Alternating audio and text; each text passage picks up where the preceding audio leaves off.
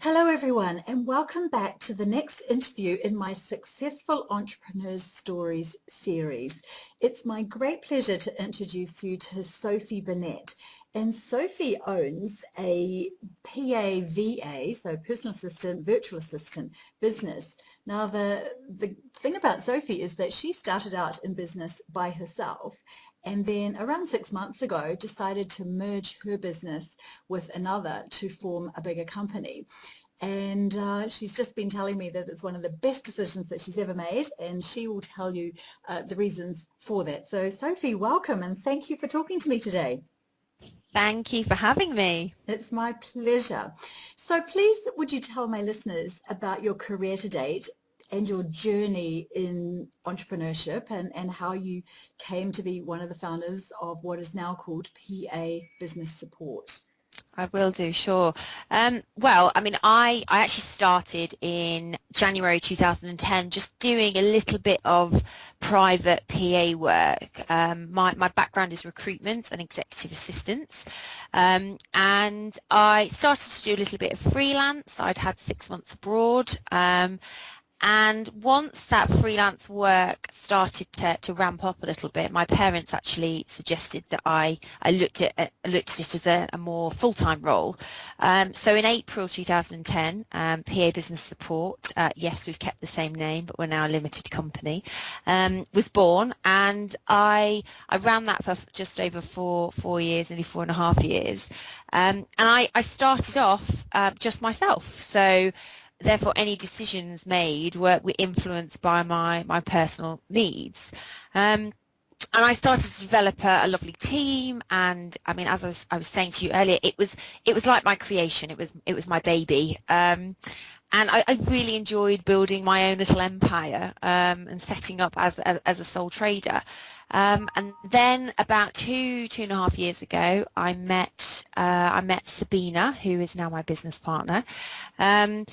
And we started working together, and it got to probably about a year ago, and I'd come to the conclusion that I needed to be less hands-on, and I needed to be more business focused and more strategically minded.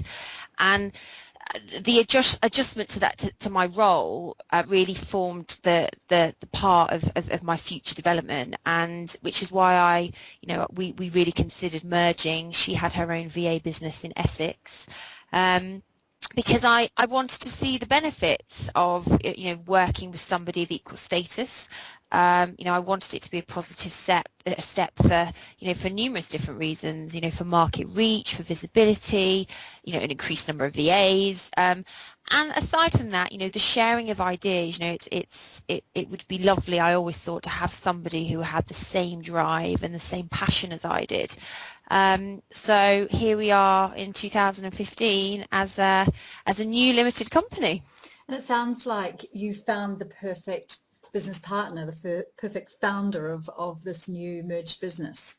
And I think it had to be the right person, and I think that's something that it was really important to me to find somebody who had the same drive, who knew the market. And when obviously Sabina and I were working together previously, and we just started talking about it, and we talked about collaborating, and as much as that's fantastic, I didn't want to just collaborate. I wanted to start a new business journey with somebody else who had the same drive and had similar goals to me. And that's how it came about. As I said before, it's without a doubt the best business decision I ever made. There was always going to be a ceiling as a sole trader, and I'm passionate about growing and expanding, and having that entrepreneurial blood within me really pushed me to move to the next phase of my journey. Brilliant. So tell me about the philosophy behind PA Business Support and the business model you've actually created with the merged entity.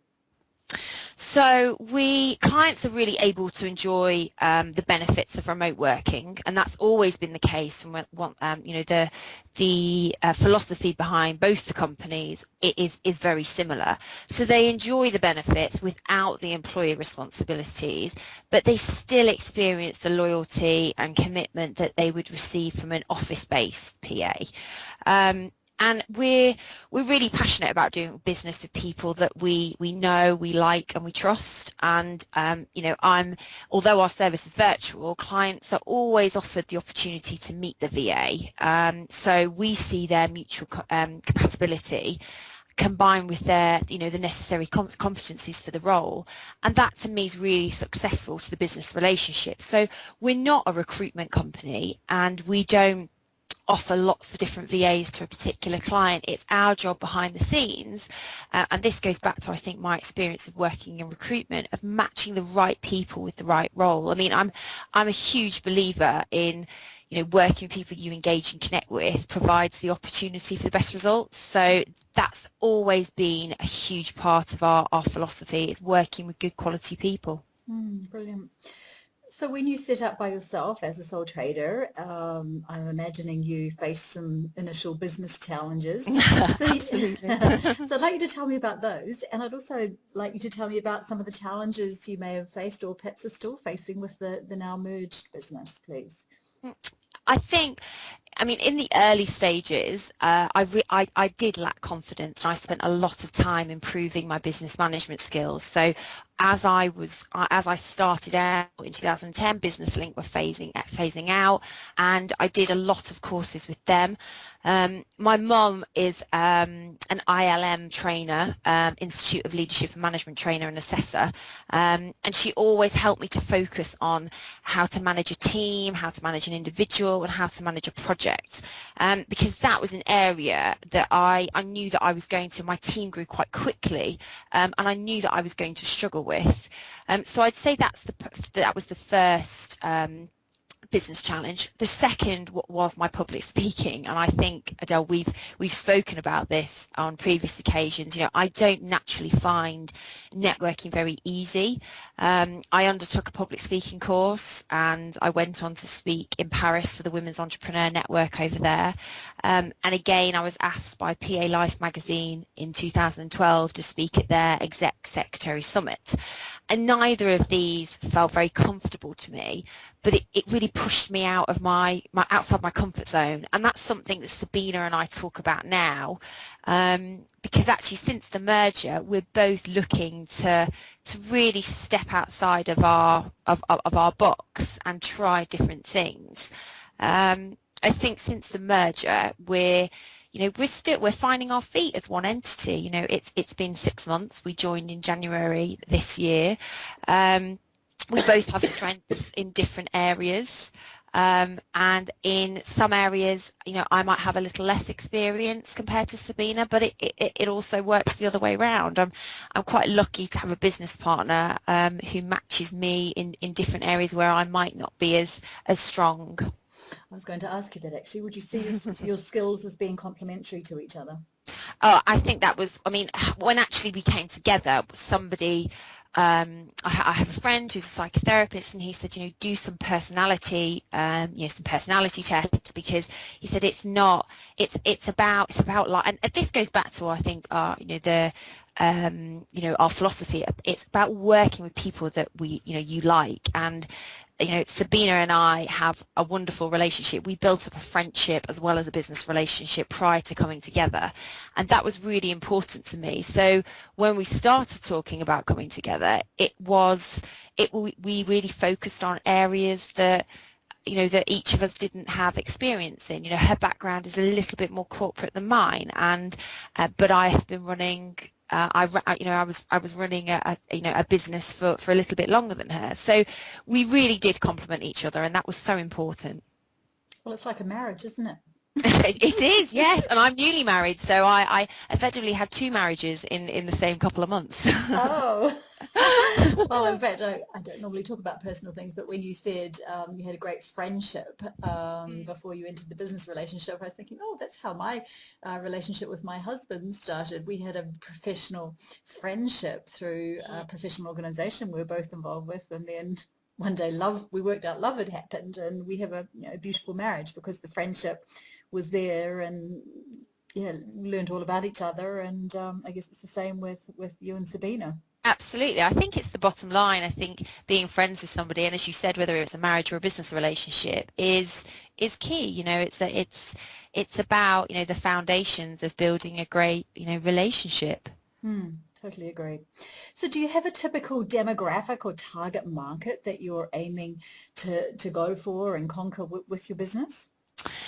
Well, we work for a variety of businesses. So in terms of where we're currently at, we have, it's a really exciting position to be in because we get approached by lots of different businesses in different industries.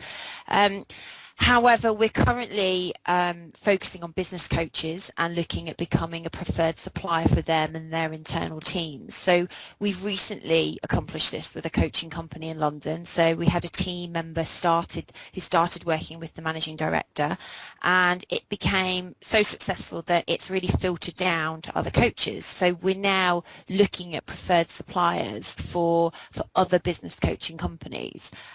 So yes, we have our target market, but that's not to say, we don't look in other areas. We're very lucky to have, such a great variety of people and companies that we work with. And how are you targeting the markets that you want to go within? Are you networking? Are you using pay-per-click, SEO? What are you typically doing? We do a lot of networking in the London area, and our website is just being redesigned, which is very exciting. So we obviously have our website at the moment. So we're working with the SEOs being done on that at the moment. As I said, we're a fairly new company, so once our website launches, our new website, launches beginning to mid-July, we've got a couple of PR opportunities which we're going to look at, which would be really exciting. But I mean, at the moment, I would say, and this seems to have always been the case for me personally, that the majority of our client base is referrals. I would say 70 to 80% of our business is referrals, which is a lovely place to be in. It's great that we're referred, and we're obviously doing a good job. Networking, I think, is something that we will just continue to do. It's about getting out there. It's about building new relationships and meeting new people. But it's a slow burn, and I think we all know that. And I think it's more about the relationships rather than going to make a quick sale. I totally agree. I know that the PA/VA business industry is very competitive. What's standing you apart and your business apart from all the other options that are out there? And I'm guessing a bunch of them turn up on the networking circuit along with you. So, what is it that's setting you apart from the competition out there? You're absolutely right, Adele. It is a competitive market, and you do need to stand out from the crowd. What makes us different, aside from us having a team of professional women, all with ex-city backgrounds, we match clients to team members based on personality and experience. Again, and I could repeat this till I'm blue in the face, it's about working with people you like. My background in recruitment, what you see on a CV doesn't always match the person in front of you. We aren't an agency. It's partly both mine and Sabina's role to ensure you're getting the right person for you and your business. And it is about personality. It is about experience. And I actually don't know any other companies that do that work. We really get to know our team. Our team are the core of why our business is successful. So we have to ensure we know them well enough to know which client is going to be most suitable for them, and vice versa. Do you have any men on your team? VAs? We don't. We don't have any. Opportunity there, I'm sure. I know. We have never been approached. And it's not something, when we have advertised, we've never had any response. It's a bit of a strange one, really. It's something we're completely aware of. We do have website designers who are male, but we don't have any male VAs as such.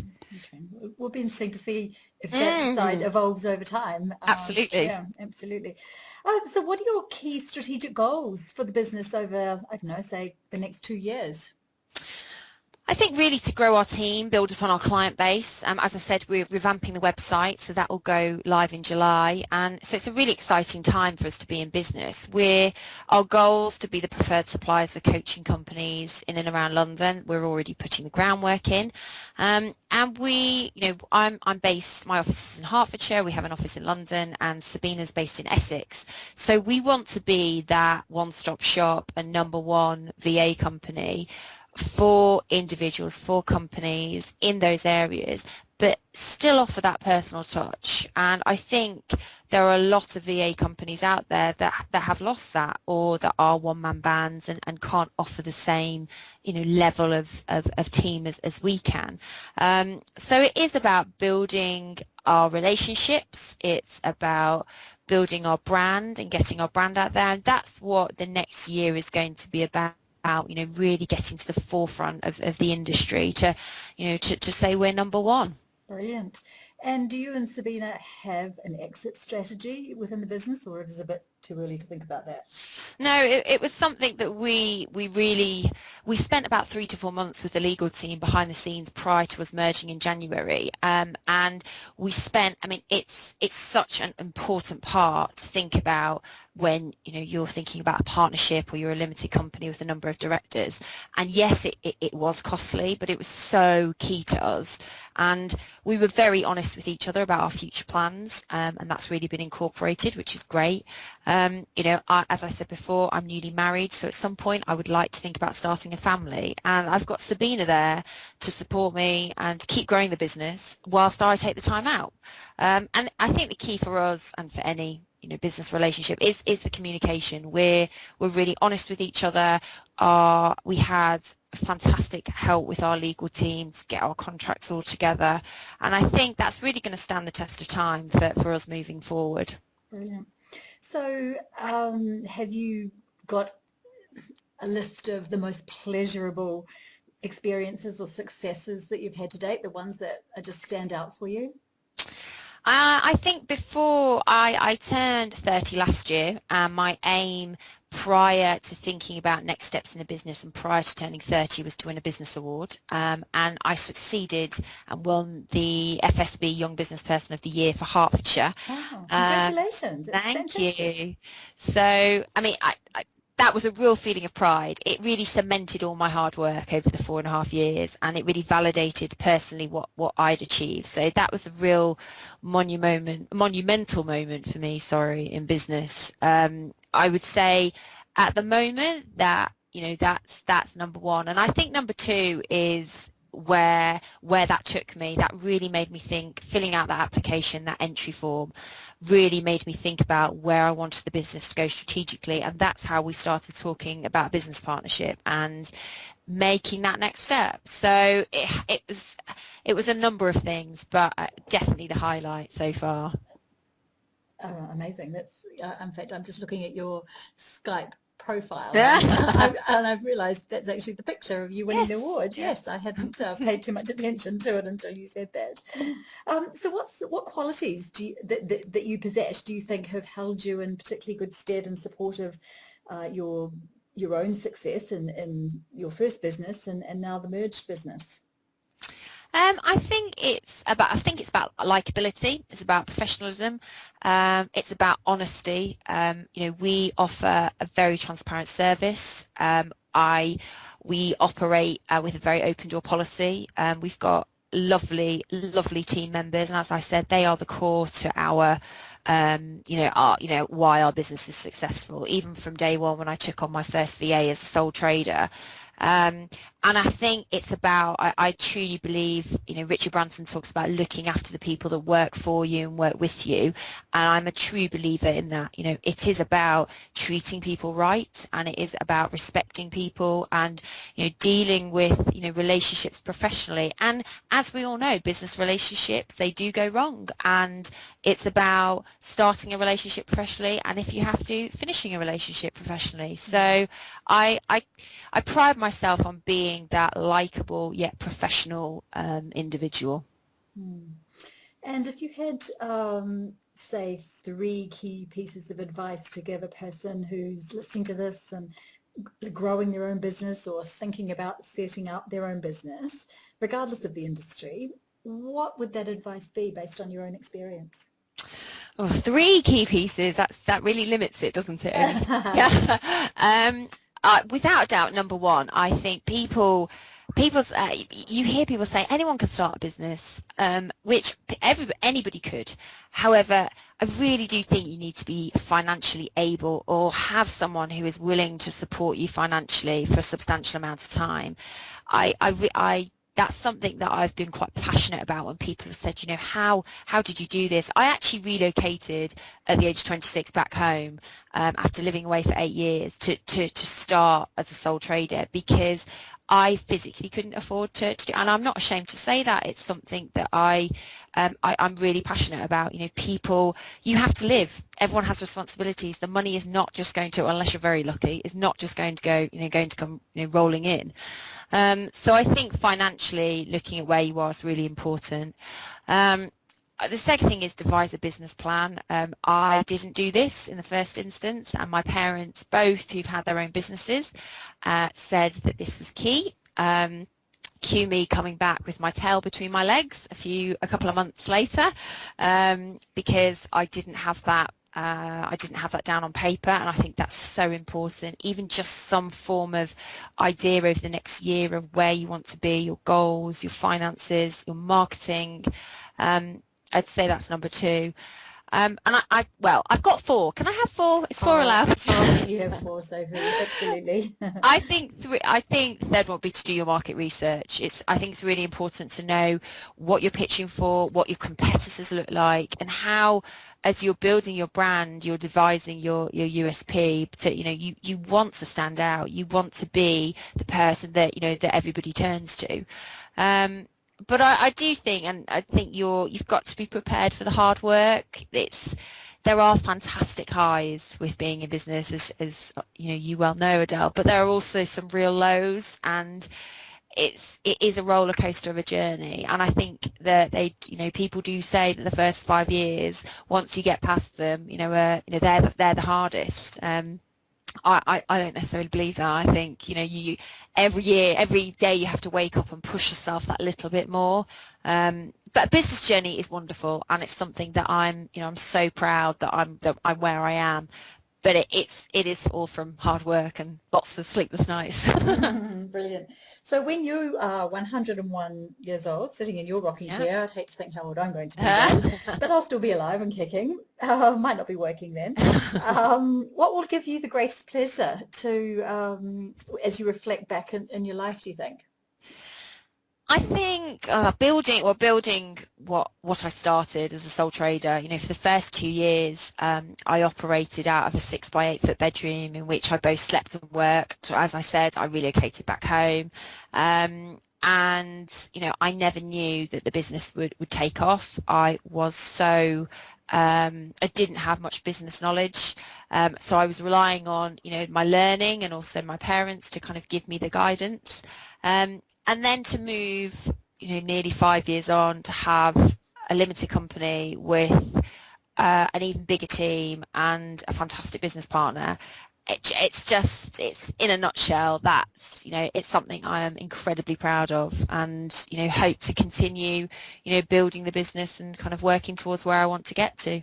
Brilliant. And what I love about your story is that so many people go into business because, like you said, people think they can, but all they are doing is being self-employed, and they're tied to the business, whereas very quickly, even when you were a sole trader, you had staff, so you were working on your business so that you were building an asset, and now you're building an even bigger asset with Sabina, working on your business and growing something of value, an asset that one day is, if it's not already, is going to be valuable and can be sold. And also you're not so tied to the business that you can't go and have your babies and then still make an income. And I wish more small business owners would think about stepping away from working in it to being more of a business person and working on it, just as you have done.